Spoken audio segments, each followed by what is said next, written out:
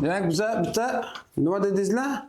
I read a book. Bitta oddiy gapga uni qanday, qachon, qayerda, kim bilan va nega qilganini qo'shib, demak, shu 5 ta savolni o'rganishimiz kerak. Qanday narsa? Ya'ni sifati qanday? Yoki uni qachon qildik? Payt qo'shamiz. Yoki uni qayerda qildik? Uni kim bilan bajardik u harakatni va nima maqsadda o'sha ishni qilganimizni biza bir oddiy gap, har qanday gapingizni, har qanday oddiy gapni boyitishni yo'li mana shu savollarga javobni u gapni qo'shish bilan bo'ladi. O'sha gap bo'yib ketaveradi. Tushunyapsizlar? Marketing birinchisi qanday narsa deganlar. Ya'ni shu kitob so'zini sifatlaymiz. I read a thought provoking book. To'g'rimi? Qachon? Endi bunga qo'shamiz nimani? Last week. Xo'p, endi qayerda uni o'qidik? In the library dedik, kutubxonada o'qidik. Endi uni kim bilan o'qidik? Kim bilan o'qishligimiz bizaga demak nima? Payt va joy ravishidan oldin kelish kerak bo'ladi. Ya'ni I read a thought provoking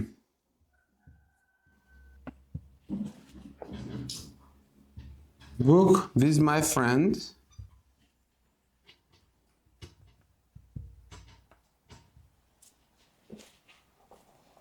last week in the library.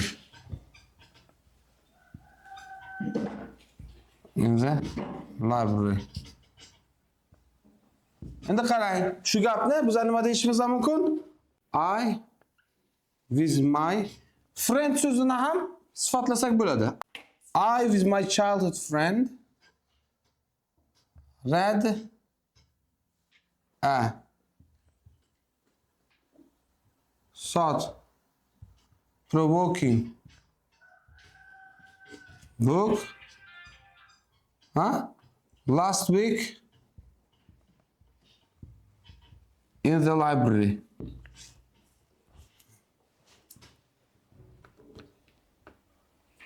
Endi shu gapga biz nega, ya'ni maqsadni ham qo'ysak.